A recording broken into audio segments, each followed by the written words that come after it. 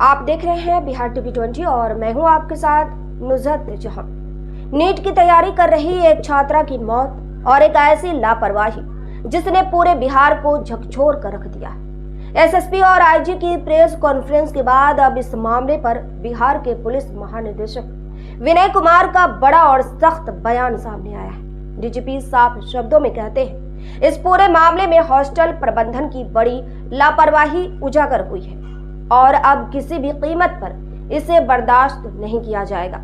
DGP Vinay Kumar का कहना है, किसी भी हॉस्टल में होने वाली छोटी से छोटी घटना की जानकारी तुरंत नजदीकी थाने को देना मैनेजमेंट की जिम्मेदारी है। ये कोई औपचारिक नियम नहीं है, ये बच्चों की सुरक्षा, उनके भविष्य से जुड़ा सवाल है और अब चेतावनी बिल्कुल साफ है। सूचना देने में ढिलाई अब नहीं चलेगी।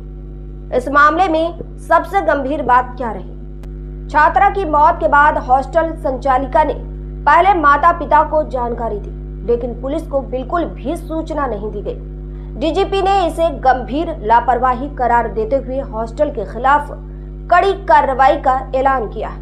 हॉस्टल का लाइसेंस रद्द किया जाएगा।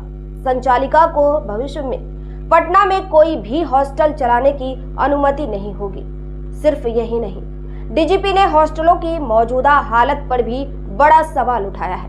उन्होंने बताया कि बड़ी संख्या में छात्राएं ऑनलाइन और ऑफलाइन कोचिंग के लिए हॉस्टलों में रहकर पढ़ाई कर रही है। ऐसे में हॉस्टल का माहौल सुरक्षित, स्वस्थ और अनुशासित होना बेहद जरूरी है। डीजीपी ने साफ निर्देश दिए हैं, कमरों में पर्याप्त रोशनी हो, साफ सफाई बनी रहे, रहने की व्यवस्था सुरक्षित हो, खाने पीने की गुणवत्ता बेहतर हो।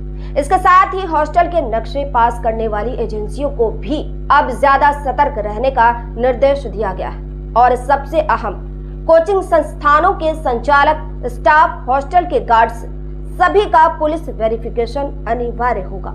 ये भी जांच होगी कि किसी का कोई आपराधिक रिकॉर्ड तो नहीं है। साफ है, अब हॉस्टलों में लापरवाही नहीं, जवाबदेही चलेगी। यह सिर्फ एक कार्रवाई नहीं, यह एक चेतावनी है कि छात्राओं की सुरक्षा से समझौता अब किसी भी हाल में मंजूर नहीं। कई ऐसी घटनाएं घटित हुई हैं जिसके अनुसंधान के दरमियान यह पाया गया कि बहुत सारे जो हॉस्टल्स हैं उसमें निवासित होकर के बच्चियां कोचिंग करने जाती हैं, ऑफलाइन ऑनलाइन दोनों तरह की कोचिंग करती हैं।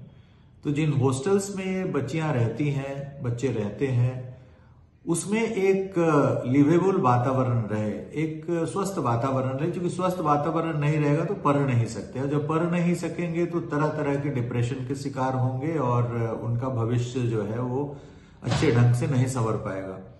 तो यह आवश्यक है कि समाज का यह दायित्व है, हमारा दायित्व है, जितने सारे स्टेक होल्डर्स हैं हॉस्टल से संबंधित, जैसे बिल्डिंग बाईलॉज के हिसाब से जो एक स्वस्थ रूप से रहने के लिए जितनी स्पेस की आवश्यकता है उसके हिसाब से कमरों का निर्माण हो।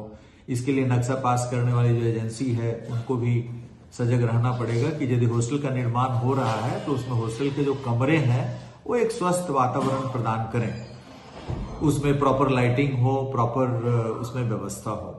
इसके अलावा वहां पे जो मेसिंग व्यवस्था है, मेसिंग व्यवस्था भी स्वस्थ रूप से रहनी चाहिए। तो जो स्टाफ वहां पे लगे हुए हैं, जो कोचिंग संचालक हैं, जो स्टाफ है वहां पे, जो केयर टेकर है, जो गार्ड्स है, उस सब का पुलिस सत्यापन कराया जाए कि कोई क्रिमिनल एंटीसीडेंट तो उनका नहीं है।